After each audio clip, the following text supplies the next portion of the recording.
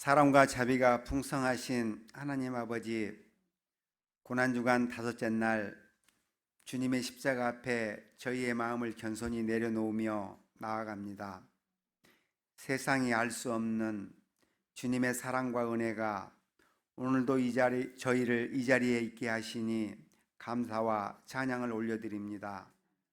주님, 오늘은 특별히 예수 그리스도께서 십자가에서 피 흘리시며 우리의 죄를 대신하신 성금요일입니다. 주님의 고난과 죽음을 기억하며 그 깊은 사랑을 묵상합니다. 죄 없으신 하나님의 아들이 조롱과 침 뱉음을 당하시고 가시관을 쓰시며 채찍에 맞으시며 무거운 십자가를 지시고 골고다 언덕을 오르셨습니다. 저희를 구원하시기 위해 침묵하셨던 주님, 저희를 살리기 위해 죽음 앞에서도 물러서지 않으셨던 주님, 그 사랑 앞에 감히 고개를 들 수 없습니다. 그럼에도 저희들은 자신의 노력과 의지를 애써 뽐내고 주님의 십자가 사랑 앞에서 교만했습니다. 저희들의 욕심으로 가득 차 주님의 영광을 드러내기는커녕 영광을 가리웠던 죄 가운데 살면서 종교 행위로 죄책감을 무마하며 무사하기를 바랬습니다. 다른 사람들이 나를 알아주기를 원하고 나를 높여주기를 갈망했고 보잘것없는 우월감으로 가득 차 주님께서 주신 귀한 사명을 망각하였습니다. 주님, 이 모든 것을 회개하오니 받아주시고 씻겨 주시고 새로운 은총 허락하여 주시기를 간절히 소망합니다. 주님, 저희의 교만을 깨뜨려 주시고 가식과 외식을 버리게 하시며 진심으로 주님의 사랑에 반응하는 자 되게 하옵소서. 주님께서 낮아지셨기에 우리는 하나님의 자녀라 불릴 수 있게 되었고, 주님께서 죽으셨기에 우리는 영원한 생명을 얻게 되었습니다. 그 은혜가 한량없사오니 이제는 내 뜻이 아니라 주님의 뜻대로 살게 하시고 내 삶이 아니라 주님의 영광을 위해 드려지는 삶이 되게 하옵소서. 주님, 이 나라와 교회와 모든 성도들이 이 고난주간을 그냥 지나치지 않게 하시고 주님의 고난에 동참하는 마음으로 자기를 부인하고 십자가를 지고 주님을 따르게 하옵소서. 주님의 죽으심을 깊이 묵상하게 하시고 그 고난이 헛되지 않게 우리의 삶이, 교회가, 이 민족이 변화되게 하옵소서. 말씀을 전하시는 목사님께 성령의 능력을 더하여 주시고 기도하는 모든 입술 위에 기름 부어 주시며 찬양과 예배 가운데 임재하시는 주님을 깊이 만나게 하옵소서. 모든 말씀 우리를 위해 십자가를 지신 예수 그리스도의 이름으로 간절히 기도 올립니다. 아멘. 신약성경 마가복음 15장 25절부터 38절까지의 말씀을 우리 다 함께 큰 목소리로 봉독하시겠습니다. 때가 제3시가 되어 십자가에 못 박으니라. 그 위에 있는 죄패에 유대인의 왕이라 썼고 강도들을 예수와 함께 십자가에 못 박으니 하나는 그의 우편에 하나는 좌편에 앉다. 지나가는 자들은 자기 머리를 흔들며 예수를 모욕하여 이르되 아하, 성전을 헐고 사흘에 짓는다는 자여, 내가 너를 구원하여 십자가에서 내려오라 하고 그와 같이 대제사장들도 서기관들과 함께 희롱하며 서로 말하되 그가 남은 구원하였으되 자기는 구원할 수 없도다.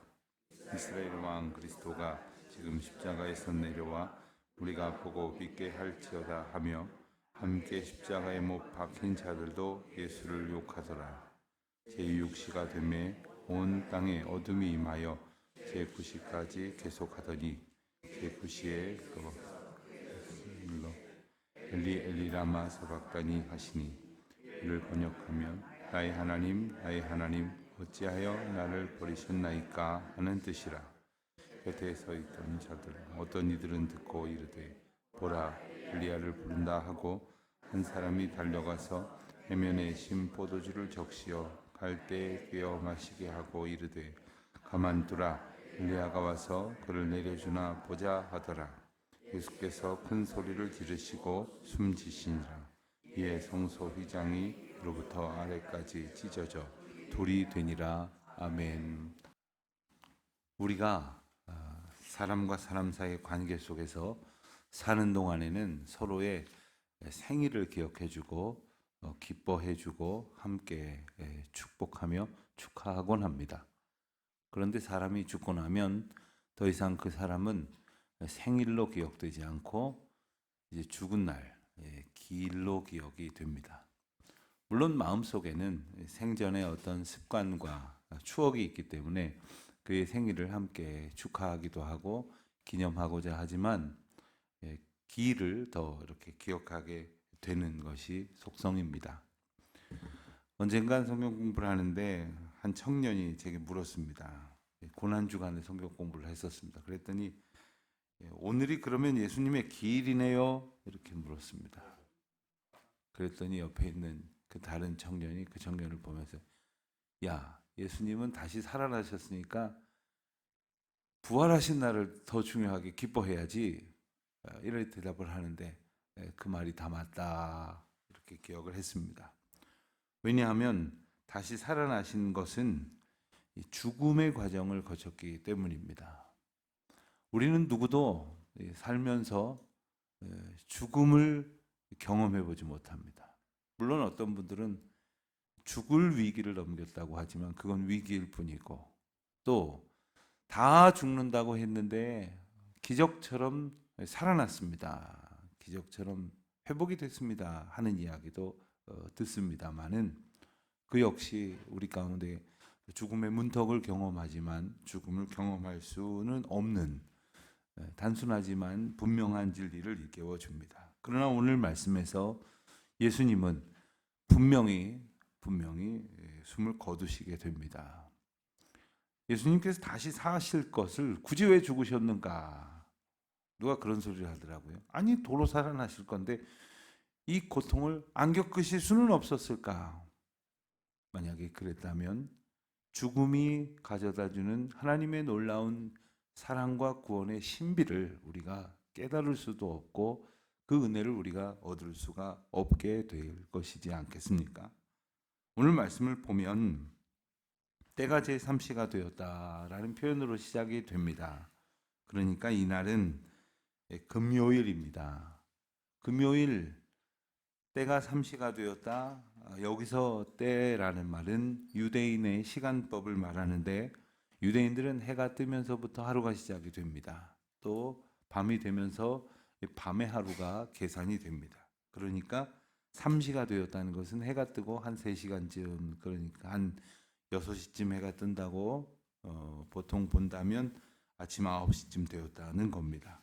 그렇다면 33절에 가서 보면 제6시가 되매 온 땅에 어둠이 임하여 9시까지 계속되었다 하는 말은 아침 9시 경에 예수님께서 십자가에 못 박히시고 약 3시간쯤이 흘렀던, 그러니까 우리식으로 하면 낮 12시쯤부터는 온 땅에 어둠이 한 3시간 더 임하게 되었다, 계속되었다 하는 이야기이고요. 34절에 보는 대로 제9시에 예수님께서 크게 소리 지르시고, 그리고는 37절에 가서 보니까 큰 소리를 지르시고 숨지시니라 했습니다. 그러니까 예수님의 오늘 어떤 그 시간의 흐름을 우리가 되짚어 본다면 9시에 십자가에 달리셔서 오후 3시께 숨을 거두셨다 하는 겁니다. 많은 사람들은 이 십자가형에 대해서 연구한 역사적 자료를 근거로 말하기를 보통 십자가형을 받는 경우가 그렇게 케이스가 많지는 않지만 여러 기록과 문헌을 찾아보면 12시간 정도는 고통을 겪다가 숨을 거두는 것이 일반이라고 합니다. 경우에 따라서는 그보다 더 시간이 끌게 되어지는, 그렇다면 어떻겠습니까? 고통만 훨씬 더 심해지는 것이죠. 예수님께서는 6시간 만에 숨을 거두시게 됐는데, 그 이유는 여러분들이 패션 오브 더 크라이스트라는 영화를 혹시 보신 분은 아시겠지만, 예수님이 십자가를 지러 가시기까지 엄청난 고통을 당하셨기 때문이다, 이렇게 분석을 하기도 합니다. 어제도 어떤 분들이 이렇게 좀 짤막짤막하게 편집된 그 영화의 장면들을 이렇게 공유해 주셔서 이렇게 나누시는 분들도 있었는데, 다 못 보겠더라고요. 이미 다 본 영화고, 그리고 예수님의 고난에 대해서 제 고난 주간을 맞으면서 때마다 묵상을 합니다마는, 그 영화가 표현하고 있는 것을 못 보겠어요. 너무 고통스럽고 잔인하고, 그리고 극심한 예수님의 고난을 겪으셨기 때문에, 그리고 그 무거운 십자가를, 우리는 십자가를 예수님께서 지고 가셨다 하니까 무슨 이렇게 가볍고 아주 멋있게 예쁘게 만들어진 그런 폼나는 것을 생각할지 모르지만, 예수님께서 혼자 지고 가실 수 없을 정도로 무거운 것이었습니다. 그 무거운 십자가를 지고, 그리고 걸어가는 것만으로도 힘드셨을 텐데, 얻어맞아가면서, 특별히 오늘 본문에 보면은 육체적인 위해와 함께 정신적인 고통을 겪으시는데, 그것이 바로 외로움과 조롱이었다, 이렇게 볼 수가 있겠습니다. 우선 내면적으로는 이 고통 앞에서 누구도 대신해 줄 수가 없습니다. 여러분, 그렇지 않습니까? 때로는 누가 대신해 줄 수 있을 것 같다는 그런 생각에 우리 의존을 하지만, 어떤 문제 앞에서 아무도 이것을 대신해 줄 수 없다는 것을 생각할 때 우리는 그저 두렵고 떨리고, 그리고 정말 고독한 인간 실존을 경험하게 됩니다. 바로 그럴 때 오직 나와 처음부터 지금까지 함께 하셨던 주님이 계시다는 사실을 우리가 분명히 기억을 해야 하는 것이죠. 언젠간 제 아내가 몸이 아파갖고 어려움을 겪고 있는데, 제가 옆에서 아주 잘 잤어요. 그랬더니 남편 소용없다고, 그래서 깨우지 그랬냐고, 그랬더니 제가 아주 여호와께서 사랑하시는 자이기 때문에 잠이 들면 아주 깊은 잠을 자거든요. 깨웠다죠. 그냥 잤다는 거죠. 그런데 그런 상황을 누구도 만나면, 이 고통 누가 좀 도와줄 수 있으면 좋겠다 하지만, 결국엔 자기가 감당해야 될 부분에 봉착을 하게 됩니다. 예수님도 모든 사람들이 느낄 수 있는 그러한 상황을 겪으시면서 우리에게 보여주시는 것이 있습니다. 그 두려움 앞에서, 그 극심한 고통 앞에서 오직 십자가로 나를 보내신 하나님 아버지를 바라볼 때에 그 외로움도 이겨낼 수 있을 것이고, 그 고통과 특별히 그 자리에서 겪게 되어지는 이 수치와 모욕을 능히 이길 수가 있게 될 것이다 하는 겁니다. 사람들은요, 이것을 이겨내지 못해서 더러는 자기가 지은 잘못임에도 불구하고 무조건 도망하려고 하고, 그리고 심지어 스스로 목숨을 끊는 것으로 그 수치와 모욕을 피할 수 있을 것이라고 생각을 합니다만, 예수님께서는 이 조롱과 고통을 당하시면서 우리에게 분명히 일러주시는 바, 하나님의 은혜가 있음을 우리에게 일러주십니다.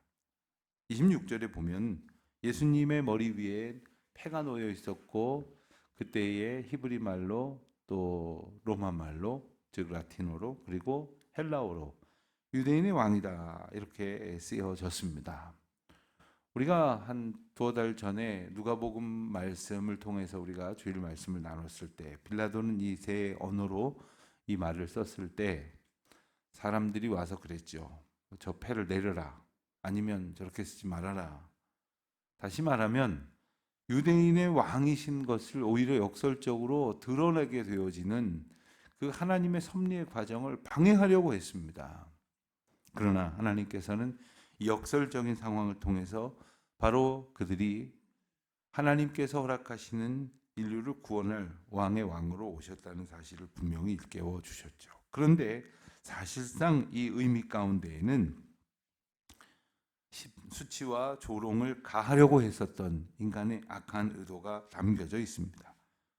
그것은 곧 불신앙이었고 또한 악의 구체적인 행동이었습니다. 그런데 가만히 보면 거기에 있던 모든 사람들, 대제사장, 서기관, 심지어는 27절 말씀을 보면 예수님 옆에 달렸던 강도들마저도 예수님을 조롱하고 있었다는 거예요.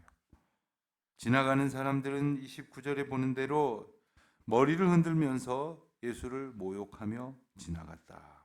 성전을 헐고 사흘에 짓는다는 자여 하면서 예수님을 비아냥거립니다. 그렇다면 너 스스로 내 한 몸도 구원을 못한다는 것이냐? 너를 구원하여 십자가에서 내려와 봐라 라고 말하는 거죠. 믿는 사람들이 믿지 아니하는 사람들 앞에서 때로는 이런 좀 어려운 일을 겪기도 합니다. 나 이런 일이 있어서 요즘 열심히 좀 더욱 기도하는 중이야. 그러면 믿는 사람들은 아 그래요? 우리 같이 기도합시다. 힘을 내세요. 하겠지만 믿지 아니하는 사람 중에 평소 관계가 안 좋았을 경우에는 이렇게 나오는 너 하나님 믿는다며? 니네 하나님이 그것도 안 해주냐? 야 네가 그렇게 바라는데도 안 해주냐? 야 너 교회 가서 그동안 뭐 이것저것 봉사한다고 뭐 월급도 한 푼 못 받고 얼마나 열심히 일했냐? 그런데 니네 하나님 그거 안 해주신다고? 혹 이런 이야기를 안 들어보신 분들은 아주 평소에 기도가 하나님의 은혜로 잘 형통이 되셨나 봐요. 그런데 그런 소리를 들을 때가 있어요. 그런 마음으로 어려움을 겪을 때가 있어요. 목사가 되기 위해서는 목사 고시를 쳐야 되는데 목사 고시는 떨어지는 사람들이 많습니다. 다른 어떤 국가고시 같은 거는 막 합격률이 90%도 넘고 그러던데 목사 고시는 지금껏 50%가 넘어본 적이 없어요. 역대적으로 한 50%좀 밑도는 합격률을 거의 보입니다. 그러니까 목사 고시가 떨어질 때가 있겠죠. 예. 제가 떨어졌다고 저는 합리화하려고 그러는 게 아니라 물론 저도 한 번 떨어지고 두 번에 됐습니다. 다행인 것은 한 번 떨어져도 두 번째 지나야지 안수를 받을 수 있기 때문에 한 번만 떨어지고 두 번까지 안 떨어지면 이 계획하는 스케줄대로 목사 안수를 받을 수도 있습니다만 어느 해 목사 고시를 제가 떨어졌어요. 그건 동창들을 만났는데 그 중에는 교회 다니는 친구들이 대부분이었어요. 그래서 제가 편안하게 얘기를 했죠. 나 목사 고시를 쳤는데 떨어졌다. 한 과목 떨어졌다. 한 과목 내년에 다시 쳐야 한다. 그랬더니 한다는 소리가 장로님 아들인데 교회를 잘 안 다니는 친구가 야 제 목사 아들이잖아요. 목사 아들이 목사가 된다는데도 떨어뜨려? 니네 하나님 되게 웃기다. 이러는 거예요. 그래서 제가 야 그거랑 무슨 상관이 있냐? 내가 공부를 덜 해서 떨어진 거지. 그러면서 제가 그들을 오히려 전도할 기회로 대화를 하게 됐던 기억이 납니다. 여러분 우리가 생각을 하기를 하나님 제가 이렇게 한다는 거 괜찮은 거 아닙니까? 다 이루어 주셔야만 하는 거 아닙니까?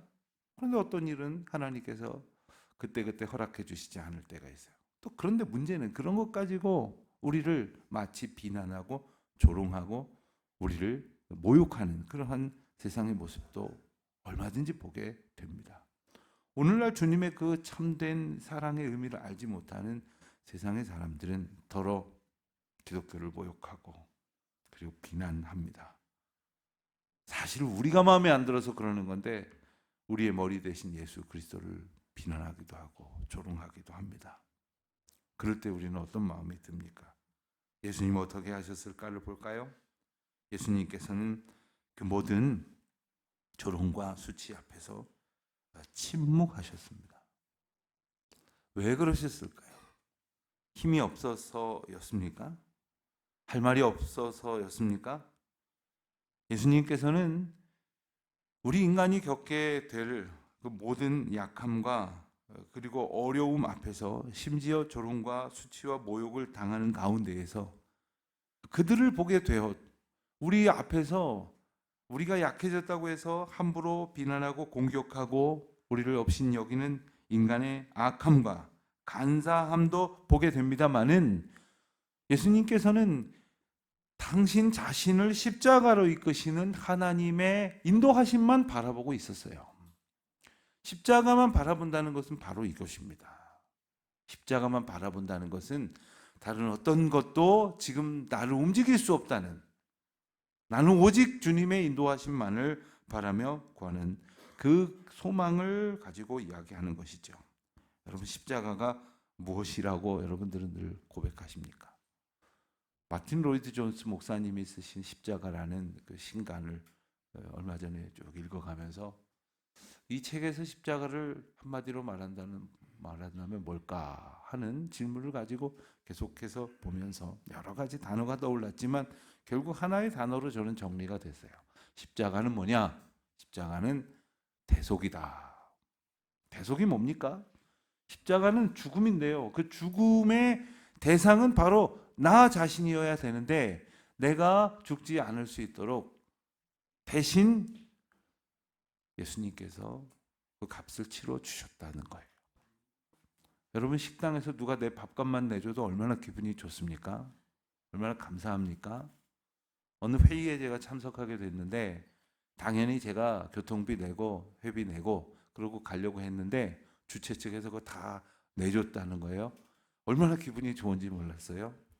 여러분, 그런데 우리가 죽을 대가를 치러야 할 엄청난 잘못을 우리 주님께서 대신 치러주셨다는 거예요. 그런데 그것은 다름 아닌 고통이었고 수치와 모욕과 조롱을 당하는 일이셨어요. 그러니까 우리가 당할 것들이 바로 예수님이 고스란히 당하신 이 고난 가운데에 담겨져 있다는 사실을 우리에게 분명히 보여주시는 것이죠. 아마 나라면 못했을 거야. 그렇지요. 누가 이 일을 감당할 수 있겠습니까? 누구도 감당할 수 없는 것. 그래서 결국 사망 앞에서 절망할 수밖에 없는 인생들을 소망으로 구원하시기 위해서 주님은 십자가의 대속 제물이 되어 주셨다는 거죠. 자, 이제 운명의 시각이 다가왔습니다. 오후 3시가 되었습니다. 그래서 초대교회로부터 오늘날까지 이 신앙 전통 가운데 한 가지는 금요일날 한 끼 금식을 하는 거였죠. 이 여건이 어려워서 점심을 금식, 이 예수님이 달리신 시간을 기억하면서 금식을 하기 어려운 경우에는 아침이나 저녁을 택하여라도 한 끼 정도 기도에 좀 전념하면서 다른 분주한 일상에서 좀 떠나서 조용히 하나님 앞에 그 십자가의 사랑을 목도하는 시간을 갖는 거죠. 예수님이 십자가 달리셨을 그 시간을 오늘 우리가 다시금 떠올리게 될 수 있는 겁니다. 인간이 피할 수 없는 극한의 고통, 그 죽음의 순간에 다다르시면서 34절에 보면 예수님께서는 크게 소리 지르시기를 엘리 엘리 라마 사박다니 하셨습니다. 이 말을 번역하면 나의 하나님 어찌하여 나를 버리셨나이까. 여러분, 이 말씀을 오해를 하면은 결국 예수님께서 십자가의 고통 때문에 막판에 하나님 어떻게 나한테 이렇게 하실 수 있습니까? 그리고 끝이 나셨나? 이렇게 오해를 하실 수가 있어요. 그러나 우리가 요한복음과 누가복음 말씀을 병합해서 보면 지금 마가는 가장 중요한 것이라고 생각되는 이 34절의 예수님의 십자가에서의 말씀을 소개했지만 예수님께서는 십자가에서 모두 7번의 외침을 7가지 말씀을 하셨다고 전해지죠. 그러면서 아버지께 나의 모든 것을 맡깁니다 라는 고백을 하고 다 이루었다 하면서 결국 숨을 거두시게 되죠. 그렇다면 34절의 의미는 뭡니까? 극심한 고통 앞에서 예수님께서는 인류의 모든 죄를 정말로 짊어지셨어요. 누군가의 짐을 져보니까 그 짐을 진 상태, 즉 죄인의 상태가 되니까 결국 예수님은 하나님과의 단절을 경험하실 수밖에 없었던 거예요. 여러분, 누구 대신해서 뭐 값을 치르면 내게 물질이 얼만큼 줄어들게 되지 않습니까? 뭐 이런 것과는 비교할 수 없는 것을 느끼게 되신 예수님은 모든 인류의 죄로 인하여 십자가에서 죽으셔야 되는데 그 고통 가운데 들어가면서 결국 고통만 느끼신 게 아니라 이 죄로 인한 영향, 즉 죄 때문에 하나님과 단절될 수밖에 없다는 사실에 이르게 되신 거죠. 그래서 예수님은 하나님께로부터 완전히 버려짐을 당하는 것 같은 죄인의 실존을 고백하고 있는 것입니다. 여러분, 이 십자가의 고통이 단지 육체적인 고통이 아니에요. 우리가 아무리 몸 건강하고 또 먹고 살만한다 할지라도 누군가와의 관계가 좀 힘들면 막 마음이 한편 힘들죠. 하나님과의 관계가 깨어졌다 우리가 어떻게 멀쩡히 살 수가 있겠습니까? 죄 가운데 완전히 버려진 듯한 삶의 실존을 예수님께서는 우리에게 이와 같은 고통으로 보여주고 계신 것이죠. 그렇지만 예수님께서는 죽음으로 대단히 중요한 메시지를 분명히 주십니다. 38절에 보니까 예수님이 숨을 거두셨을 때 성소의 휘장이 위로부터 아래까지 찢어져 둘이 되었다. 성소의 휘장은 뭘 말합니까? 이스라엘 백성들이 계속해서 움직일 때마다 가지고 다녔던 그 성소와 지성소를 가로막는 휘장이 있었습니다. 그 휘장은 아무도 들어갈 수 없다는 것을 상징하는 가르막이죠. 그래서 오직 대제사장만, 그것도 1년에 단 한 번 들어갈 수 있는 것이 바로 지성소입니다. 아무도 들어갈 수 없어요. 가로막혀 있었어요. 하나님께는 그 누구도 들어갈 수 없었어요. 왜요? 우리의 죄 때문에. 그래서 예법에 따른 제사를 지내고 그러고야 하나님께로 들어갈 수 있게 되었지만 예수님께서 희생 제물이 되셔서 십자가에 달려 돌아가심으로 그 죄가 다 사라지게 되어서 그 휘장이 둘로 찢어지듯이 이제는 하나님과 인간이 그 어떤 것으로도 가로막혀 있지 않을 수 있도록 누구도 오직 예수 그리스도의 이름만 가지고 얼마든지 주님 앞에 이를 수 있게 하시는 이 놀라운 은혜를 허락하셨다는 것이죠. 바로 이 한 구절, 간단한 구절인 것 같지만 이 한 구절이 하나님의 구원, 예수 그리스도를 통한 인간과 하나님과의 화해를 선포하는 너무나 중요한 말씀이에요. 우리가 잘 아는 찬양 가운데 그런 찬양이 있죠. 주는 평화, 막힌 담을 모두 하셨네. 주는 평화, 우리의 평화. 염려다 맡겨라, 주가 돌보시네. 주는 평화, 우리의 평화. 여러분, 예수님께서 오셔서 이 십자가로 인해서 하나님과 막혔던 담을 허셨어요. 가로막혀 있었던 휘장을 찢으셨어요. 그래서 오늘 우리가 하나님을 부를 수 있고 만날 수가 있는 겁니다.